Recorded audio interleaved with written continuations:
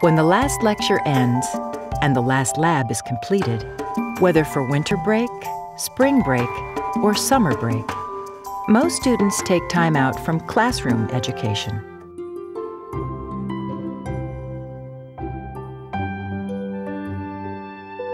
But some go looking for another kind of learning.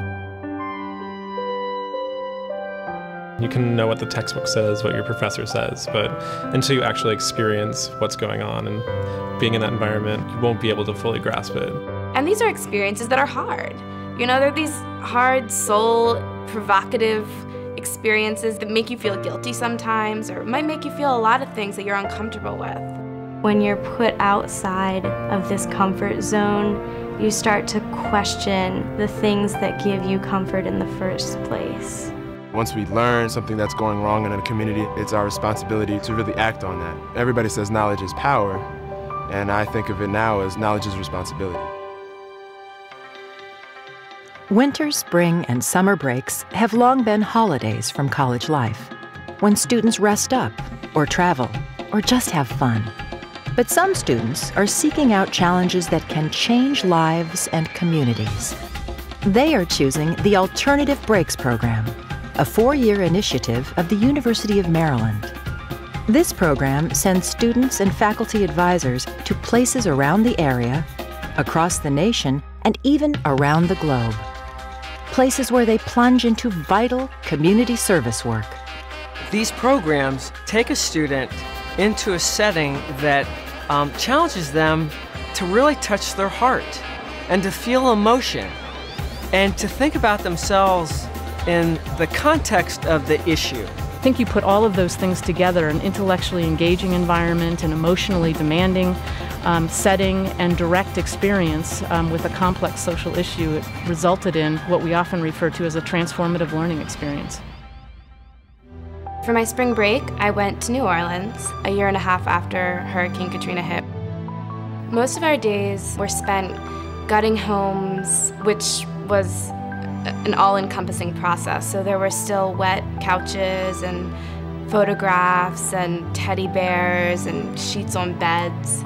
And we were literally lugging all of those things out of the houses as a first step.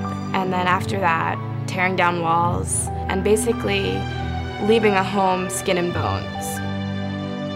I chose the South Dakota trip, which went to Pine Ridge Reservation for the Lakota people. They had us going into the homes of elderly folk there who are unfortunately unable to really keep up with the upkeep of a house. I had some experience painting, so that was fun to put that to use.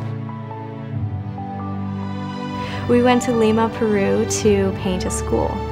It was for students whose families were in extreme poverty, which is defined as a family who lives on less than $1 American a day. In New York, we were with terminal AIDS patients in a hospice care type setting.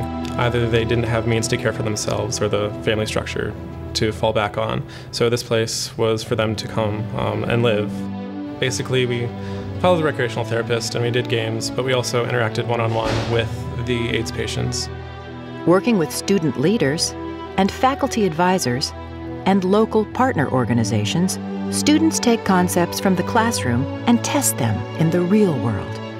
Most come home with new questions about the way that world works. Well, you're amidst a completely destroyed city. You start to say, hey, let's get down to the nitty-gritty. Let's start to really ask ourselves why these things are happening.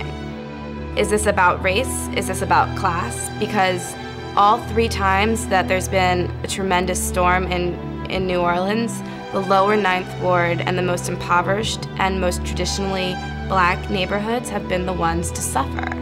And the historically prominent and well-to-do neighborhoods, like the French Quarter, they survive. When students walk in another's shoes, when they work in another's home, they see their own world with other eyes. Whenever I spoke to any Lakota people there, just the humility and the overall perspective on life, which includes care for all human beings and all creatures in the earth, really was heartwarming. And to hear such words coming from a people that have every reason to be done with humanity. I mean, these are people who have survived genocide, literally. Yet they still understand and know that all humans are related and all humans have value. And that is extremely powerful. In Peru, painting a school meant changing perceptions. We were all thinking, oh man, we came all the way here to paint a school.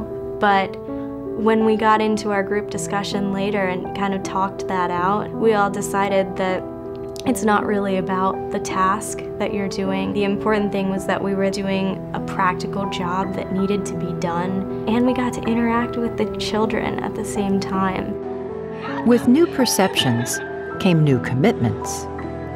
When the students finished their work, they kept on painting. A couple of us got together and planned out this scene with mountains and hills and butterflies and rabbits. It was just very childlike. It was very happy. Everyone ended up participating in it. We knew that when the kids came back to school on Monday and we weren't there, that they would have something that surprised them that day, and that was going to be the mural. Whether working with children living in poverty in Peru or people living with HIV/AIDS in New York, most students found themselves exploring new places in the heart. Just interacting with the people there, they just had nothing. There was nothing I could do to help them. And that's what broke my heart.